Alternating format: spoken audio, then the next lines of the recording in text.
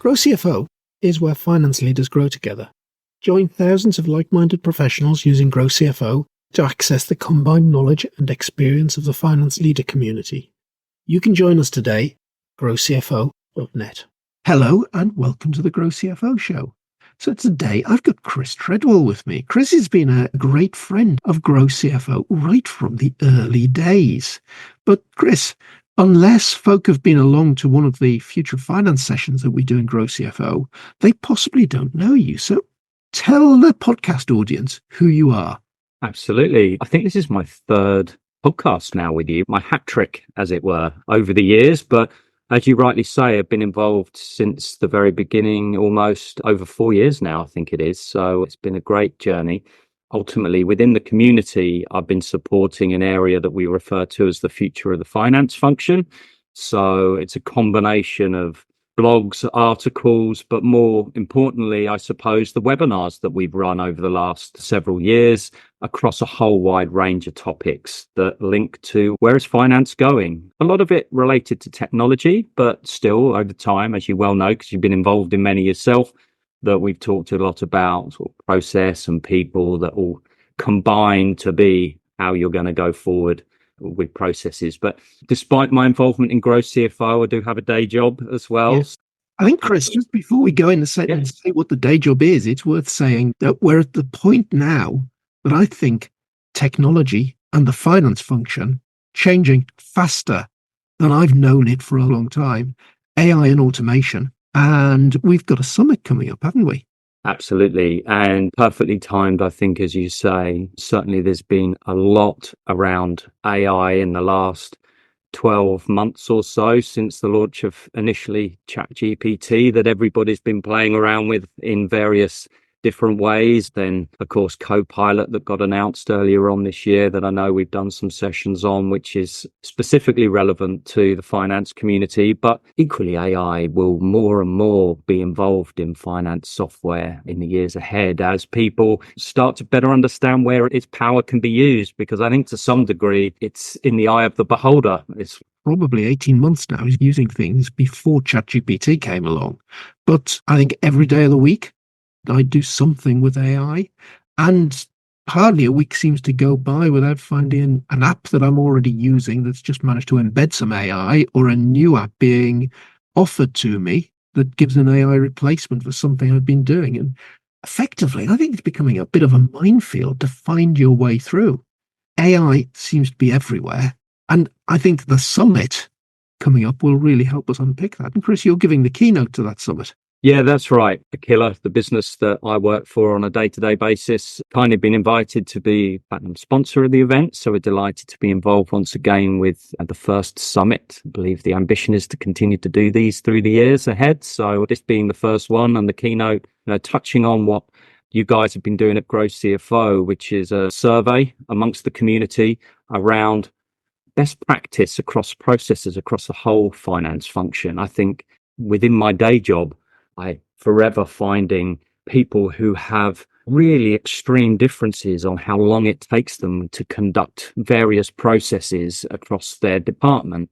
And as we all know, and what we talk about regularly within those webinars that we've referred to moments ago, in that every single finance leader out there is ultimately trying to reduce the amount of administrative time they're spending doing all of their transactional activity so they can focus time on the data that they have from their systems and be that business partner, be that advisor to the leadership team. And I think this survey that has been put out there that we're analysing the results of, and it's going to be really fascinating, I think, is going to give people an opportunity to almost benchmark themselves against what else is going on in the industry, because I think it's very easy to find what the average time it takes various processes to be completed, but that's very much the average rather than the best possible way it can be done. And that can be very far detached from what is possible. And I think it will be a really great insight to the community to be able to say, put themselves almost on a timeline. Since it currently takes me 2 weeks to do this process, the average is 1 week. But actually, best practice is in half a day, for argument's sake, and be the ambition for them, rather than to remove a couple of days out of those processes, because there's so much time spent within the finance function, as we all know, doing those transactional activities. Absolutely. Chris, I'd love to come back to that in a few minutes. You mentioned your day job. Yes. What exactly do you do? Tell me about Aqilla and what you do in Aqilla. Certainly. So I'm now part of the senior leadership team within Aqilla. I've been with the business for 5 years, albeit Aqilla's been around since the mid-noughties. 2006 was when we founded. And when we founded, we were the first cloud-native finance software solution for mid-market enterprises, mid-to-enterprise organizations, and have grown over that time to support that area of business. Back then, cloud wasn't even a turn of phrase. It was, let's build something online. But our co-founders had been involved in that sector for many years prior to founding Aqilla. And in the late 90s was seeing that vision. The internet was starting to become more powerful and was a big change back then for everybody. And they saw that vision. A lot of other software was starting to go online. So they decided it's time for us to go and capture that market. And so I think back then they had a lot of time trying to convince and explain to finance leaders actually what the cloud was or what online meant. There was a lot of fear back then, but now it's commonplace, right? Everybody's wanting it. And I remember back in the day when I stepped away from big corporate and started my own business, I was looking around at what accounting system I should use. Now, Aqilla isn't in the bracket of the size business that I was running personally, but I was looking at Xero and QuickBooks, and being a Geordie up in the Northeast, I was looking at Sage and thinking, oh, well, I know all about Sage. I've spoken to the founder. I've been with him in local Institute of Chartered Accountants meetings in Newcastle. I really want to buy Sage. And I started looking and discovered this isn't really in the cloud. This is pretty dated compared to other stuff. Now, I belong with Xero. But you said sort of mid-market businesses is your target. So I'm guessing that you should be that Aqilla should be one of the software solutions that you're looking at when the likes of Xero are creaking at the seams for you. Yeah, absolutely. And Xero is a great example of an equally similar cloud native accounting system, but we typically position that as one of those entry-level bookkeeping systems. They're very good for that space, but as you rightly say, it eventually gets to the point with a growing business that the functionality starts to be limited in what they can do to go multinational, bigger volumes of transactions. They might want to be doing consolidative reporting with multiple entities and multiple currencies and the complexities that come with all of that. So whilst they're great products, that there becomes a time for growing businesses that they come to the end of life. Often people put a lot of bolt-ons, a lot of third-party pieces of software that are equally good, but after a while, the more and more third-party pieces of software that you've got running your finance system rather than your core finance system, then probably time to start making a change. So yes, we migrate people away from those entry-level systems into that mid-market, help them grow then on their ambition to whatever shape or form that might be, whether it be more entities, whether it be going around the world, better reporting. And really the big trigger for me is when you're bringing a finance team in-house rather than having external support through an accountant practice, is typically when you're probably taking the finance function more seriously. The board want better understanding of numbers. You're maybe going for funding. All of these sort of triggers tend to suggest you're now ready for a larger system with more sophistication and flexibility. And that makes total sense to me, because I think of Xero's sales team, they're not interested in selling to individual businesses. They're interested in selling to practices of bookkeepers and accountants who will use a common solution across a portfolio of 50, 100 clients. And it's great for them because it's done the same way in every client. And you could potentially implement common charts of accounts, have the settings the same way unless there's a good reason, and really have your accounting practice staff working quite efficiently. Absolutely. It's a great product and it's been very successful in recent year. And I think in that space, similarly to in our space, they had so much success because they were cloud native. They were built using modern principles, whereas a lot of the products that existed on the market to that point were legacy products that originated on premise, and therefore struggle to innovate, struggle to manage the evolution of technology. And so whilst many of them have maintained and are still available in the market today, maybe are available via a browser now, the old underlying architecture is still fundamentally the same as it was 20, 30 years ago. And that's very common within our space as well, within the mid-market. You think of a lot of really big brands, their products have been around for 20, 30 years, and they were brilliant products when they were first launched. But it's a different world now, and the underlying architecture hasn't evolved. So it's a really interesting conversation when we're speaking to prospects as to really understanding what modern really looks like. It's not just because it's got a nice, shiny interface. It's got some real fundamentals under the hood that need to be recognized. Kind of brings us back, Chris, to the stuff that we're talking about around in the summit, the AI and automation in finance. If you've got a product that is fundamentally 20 years old, how is that going to place you when it comes to implementing all of these new things that are on the scene? In practice, Chris, where have you seen your potential clients hitting against problems? Absolutely. Well, if you think about it in basic terms, AI wasn't a thing 10 years ago, let alone 30 years ago when some of these products were being built. It wasn't even imagined by people back then. So they weren't even thinking about the internet back then. So the structure of their architecture isn't ready to support it. And I don't doubt for a second that they will find ways to work around it over time. But they're trying to make products that aren't suited to work on their architecture. And so they're going to have limitations. They're going to be slower to work. They might not work in the same way, the most efficient way. And I'm sure they'll put some smoke and mirrors around it to convince people that actually it does the same thing. But I think that's where it's really important to understand, and where this best practice survey will showcase that actually, whilst you might be using some of these tools in a way, you're not maybe using them in the most efficient way possible, because the products that you've got that are underpinning it can't actually support it in their best, most efficient way going forward. And these products are typically slower to develop ways to adopt these new innovations. So they'll be slower to market. They won't quite work in the same efficient way. And so customers are finding that whilst they brought in all of these great new pieces of technology, they don't still quite deliver the efficiencies and time benefits that they hoped that they would. Yeah. I think big examples at the moment, I've got a customer that I'm speaking to at the moment where it currently takes them, and I know this won't be uncommon to your listeners, it takes them currently the best part of 3 weeks to close their month end. And they'd like to get that down to a week, 6, 7, 8 days. Well, that's certainly an efficiency. Of course it is. Saves a bunch of time. But when some people we know are being able to do that in a morning, almost instantly, shouldn't that be the ambition?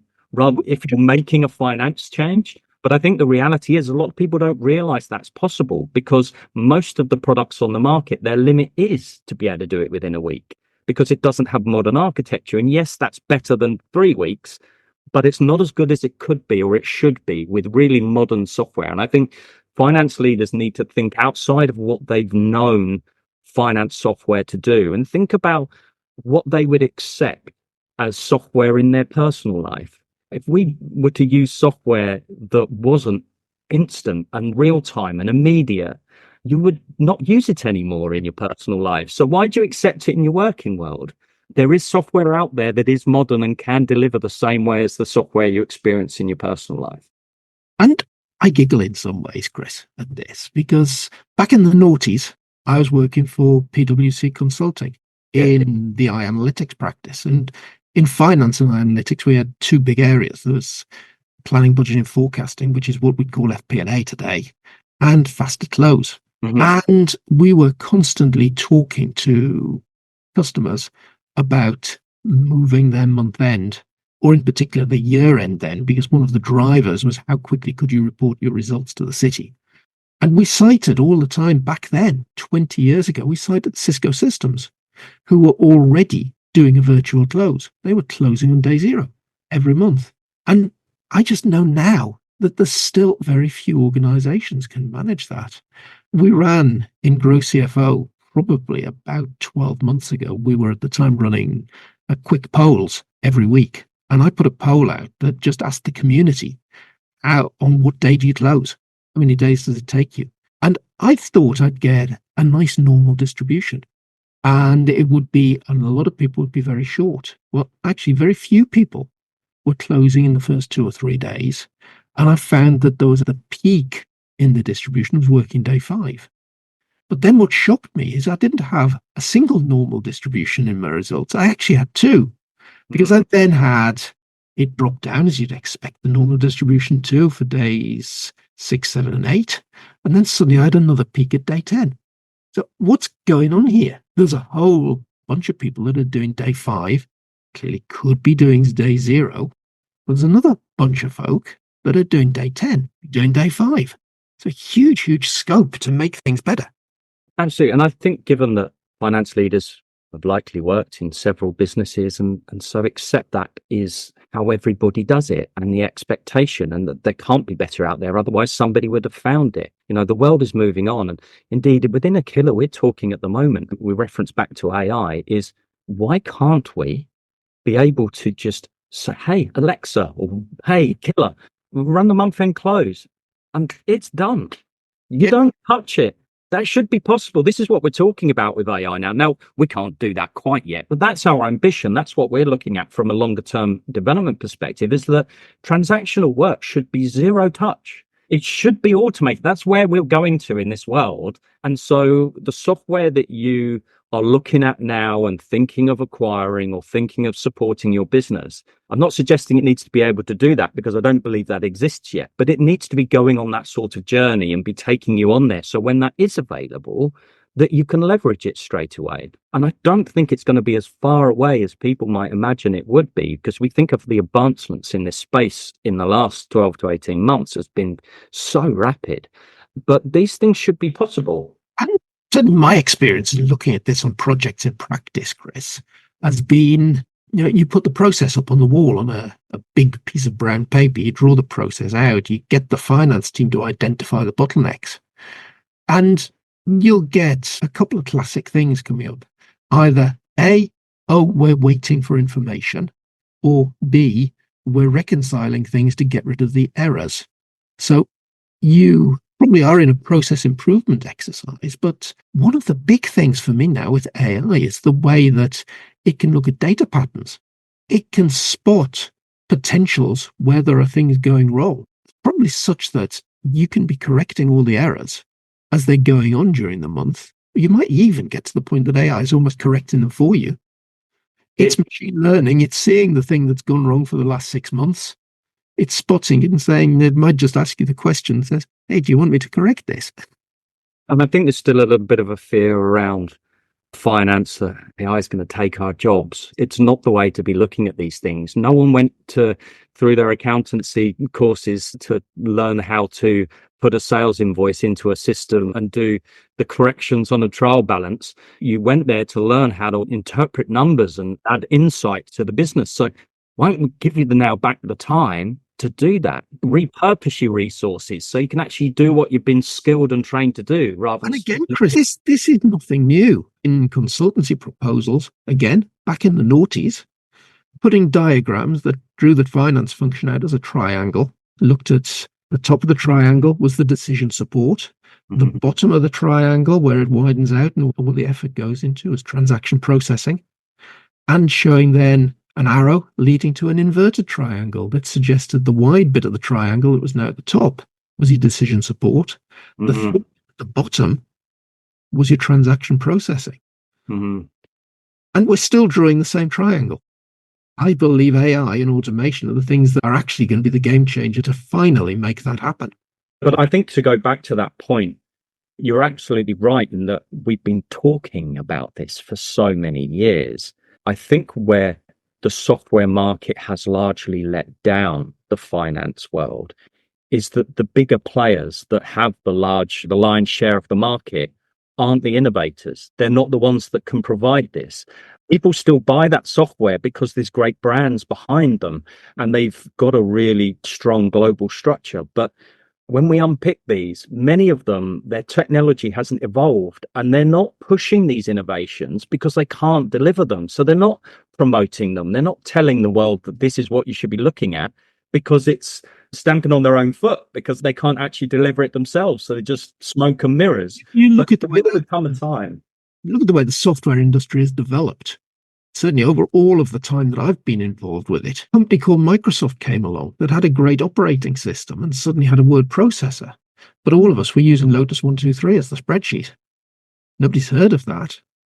Microsoft go and acquire somebody to get Excel, acquire somebody to get PowerPoint, acquire somebody to get all the other things. All of these technologies seem to grow from small companies that can do it and eventually get taken over by the big boys. I think we're right in that space at the moment with AI and automation, that it is going to be the small companies that come up with it. Well, the reality is you can't rebuild, you can't tweak an on-premise system to be a cloud-based system. You have to build it from the ground up. And that takes an awful lot of time, awful lot of resource, an awful lot of cost. So acquiring businesses often is, as you say, the easier option and rebranding it. And we are seeing that a fair bit around the industry. And I think it will continue to happen because those legacy systems only have a shelf life so long, I believe. Yeah. So thinking about kind of Aqilla there as the central finance system, integrating to an awful lot of other systems around it. What are you seeing as the kind of biggest changes in those things that are pushing data at Aqilla? Inside Aqilla, we have our own advanced reporting capabilities within it. I think that businesses in general are looking far more at data across the whole piece, not just finance information. They're looking at information from other systems around the business, starting more and more to look at third-party information, benchmarking information. They're ultimately looking for their competitive advantage. But I think there is an awful lot of data that is now available at your fingertips. And I think the important things to think about are firstly, the accuracy and how quickly can I get access to that data? Because again, one of the processes we well know, worst case scenario, I spoke to somebody last year, it takes them 3.5 weeks to pull all of the information that they need to actually interpret their information. Well, if it's taking you 3 weeks to close your month end and then 3.5 weeks to pull the information to make the decisions you're making, 6 weeks, 2 months old, data that you're making your strategic decisions on. So the first thing you should be thinking about is, why aren't I able to get real-time information? And when I'm saying real-time, right now, it's accurate information. It's not waiting until I've reconciled everything. It's not waiting until month end. It's not waiting until I've closed month end. It's what real-time information should mean exactly that. And again, there's some miscommunication, I believe, around the market as to what that looks like. But then once you've got that real-time access, it's really being quite succinct in what you want to know, rather than drowning people. We've got all this data, let's give you tons of reports. Well, but are you reading? I know you've got an anecdote of going in and doing some consultancy work on a business where the people didn't even know why they had the reports because they never read them. Exactly. I must admit, I found myself laughing yet again on LinkedIn yesterday, where somebody had put one of these great big graphics out. In fact, it was a playbook of graphics, and it covered about 1,000 KPIs. My immediate thought, whenever I see something like this, is 1,000 KPIs. No, don't give me a playbook that looks like that. Give me a methodology that shows me how to get to the 5 that I actually need to use to run the business. Absolutely. And they should be actionable. If you're not going to do anything with the information that you've just seen, you don't need it. What does it mean? What are you going to action off the back of knowing said information? And if you're going to do something, then you need to know it. If you're not going to do anything and just go, oh, that was interesting, it's a waste of time. But I think back again, Chris, to my days in PwC and that analytics practice. I know we were building in the FP&A part of that practice, we were building balanced scorecards. So we had a methodology that worked out what should be on the scorecard. You come up with a dozen measures or so. And back then, always the problem was, okay, we've worked out what we need to measure. Now, where on earth are we going to find the data? Thing is, now you need the same methodology because it's, oh, we've got all of this data. Which 12 measures should we be getting out of that data, and how do we do it? And what's the single source of truth? Because some of this information, the same information in a sense, could be coming from different systems, but telling you a different story. And that's an important piece to understand as well. That has me smiling as well, Chris. That's another one in my past life was London 2012, the Olympics. I was in charge of the performance management team around the construction of the games. And single source of the truth was the biggest problem because we had the International Olympic Committee promised a load of things to them. We had to report back on what was happening. Ken Livingstone was the mayor of London at the time. Had promised a load of stuff to London on top of what had been promised to the Olympic Committee. How do we show Ken that we were doing what he wanted to do? Then we had the actually government department, and it wasn't unusual for somebody from the department responsible for the games sitting at somebody else's desk within the Olympic delivery organization, finding out answers to questions. For the local councillors, we need to create jobs in various boroughs. And being in London, the London Press, the Evening Standard and so on, always wanted to report something about the games. How do you stop everybody giving data and giving effectively 10 different versions? So actually my whole life at the Olympics was about how do we put together a single version of the truth? So I used to regularly smile going back from the office, picking up a copy of the Evening Standard and saying, at the time, one of the scandals going around was the number of Polish workers working on the Olympic Park when we promised all these jobs to effectively local people. So if anything like that was on the Evening Standard, I'd look at it and say, yeah, my performance management system produced them the data to write that headline. Yeah. And I think the other important part around all of that, as people move more towards real-time information, which without going off on a whole different rant and conversation around the unified ledger and how that really is the only way, having a system that's on a unified ledger rather than the modular ledger system will enable real-time data. But if people are able to self-serve reports and they're able to get that information in real time whenever they want it without finance leader needing to check whether it's in balance or the corrections have all been made and etc. If you're really trusting that data, there will need to become really good context around what that data is saying, because the consumer of that information needs to understand, for example, if it's a sales invoice that's come into the system, what does a sale mean? Is it because we've closed the sale in the CRM? Is it because we've raised the invoice? Is it because the invoice has been paid? What stage are we classifying a sale? And those sort of context around these reports, because I think sometimes these reports come, no, this is our sales report. Yeah, but and what does that mean? You What's all the context? had a leadership team meeting where you've put the monthly accounts up on the screen, talk through the business results, and then the sales team have followed you in the next presentation. They put a sales number up on the screen, and it's been a slightly different number.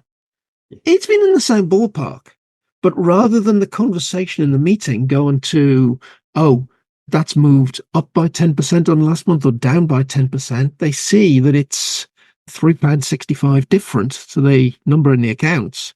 And the entire debate then becomes, why are you showing a different sales number to the finance? Yeah, absolutely. That single source of the truth and the context around it is really important, I think, and more so going forward.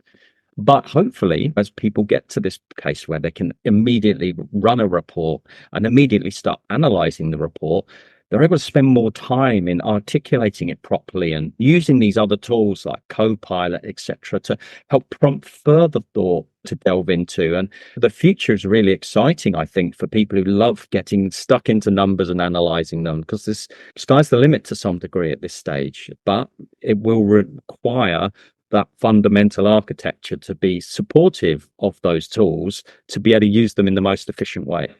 Yeah. So, Chris, this summit looks as though it's going to be really exciting. Yep. Looking forward to your keynote, looking forward to hearing from all of the experts that we're bringing in various sessions. If you haven't booked your place on the summit yet, there'll be a link to it in the show notes or on any of the posts about this podcast that we're putting out on LinkedIn and so on. But, Chris, we've talked about you and who you are, and we've talked about Aqilla, but what is your role in the GrowCFO community? Because you're the only one of us that isn't actually a finance professional. There is that. And I think that's largely why I was asked to be involved, because you guys know all of that stuff. What can I bring to the table? There's such a wealth of knowledge throughout the community around finance. And you guys can share that information amongst yourselves far better than bringing in another person who claims to know something different. But I think in the early days, at least, Dan felt whilst he had that area of the information that he wanted to share with the community locked in, that there were a couple of areas that he felt that whilst really relevant to finance leaders, such as technology and the people element as well, is that needed some extra support. So invited me to get involved, and I was delighted to do so. It's such a great community because I think by nature of being part of a community, everyone's really open-minded and really wants to learn. So you're not beating your head up against a brick wall for people who've done things the same way for 30 years and have no ambition to ever change or listen to what modern looks like. People, by inherently being a member, want to know what's new, what's out there, what can I use to be better at what I do and help my business further. So I love the community because of that. You being in a business development space, yes, gives you an insight into what's going on in the market, what's new. And I know Aqilla's not the only organization you've worked for. So you've got a fantastic black book of contacts, which has certainly been really useful when we've been arranging these regular future finance sessions. And we've decided, we need to talk about expense automation, says Kevin. Chris says, I know somebody who does that. Yes. And I think there's an awful lot of really good things going on out there. I would argue often not with the bigger brands, often with the challengers, as we might refer to them, as the disruptors, those that often sometimes have come out of industry, they've come out of the finance world because they're so frustrated with a particular process. I must be able to team up with a developer to be able to fix this problem because it's so frustrating and it wastes so much time. And I know so many other people within industry are going to be experiencing that same thing. So there is a market there. And so there's a lot of really interesting products coming into the market. And I see my role within the community to give those people a voice, be able to demystify a lot of the cloud around what is modern and what's not, so that when finance leaders unless it's a passion of theirs, there's no reason that they should spend half their life really understanding exactly what all of the different technology options out there on the market. But I want to give them enough knowledge that they're going into communications with various suppliers, asking the right questions, knowing what they should expect, rather than going in just asking the supplier what they do and can they fix their problem. Because the primary example of that is that the example I made earlier on, where if somebody's got a 3-week close period and they're going out to market saying, can you fix this? And someone goes, yes, I can get it down to 10 days. Well, that's a good option for them. But with the right knowledge, they go, well, that's not good enough. I want better than that. I know better than that is out there, and they're asking the right questions. So that's where I see my role, and hopefully I've been helpful along the way to some. Certainly you've been useful in telling us about all the smoke and mirrors that still goes on with these older systems and cloud accounting. Yeah, it does a lot. I could rant on about that for an awful long time, I'm sure. But before we go down that debate again, Chris, that actually might be a good place to bring the discussion to a halt. So we've got the Finance Summit coming up, Chris. It's going to be the 15th and 16th of May. Yes, look forward to it. So timings? Timings, purposefully so, I believe, in the UK time zone at least, it's going to be late afternoon into the evening so that we can support those around the wider world. It's such a thriving community now, not just in the UK, but a lot of American, South American, even Australasia members now. So hopefully that time space will be able to give everybody an opportunity to be involved. 6 sessions each day. Yeah. Starting around midday UK time, and you're in the very, very first session giving your keynote. That's right. I'm looking forward to it. And hopefully, actually, a lot of what we talked about today, there'll be further context to that within that session where people will actually be able to take away we're going to create a report around this survey so that people can really understand across all the processes amongst their finance function. What is achievable? What should I be striving towards? You're not going to be able to fix them all overnight, but at least know what utopia looks like. Our first session's going to set the vision, Chris. Really looking forward to that. So, Chris, thank you for being this week's guest on the GrowCFO Show. Delighted to be involved again, Kevin. I'll speak to you again soon.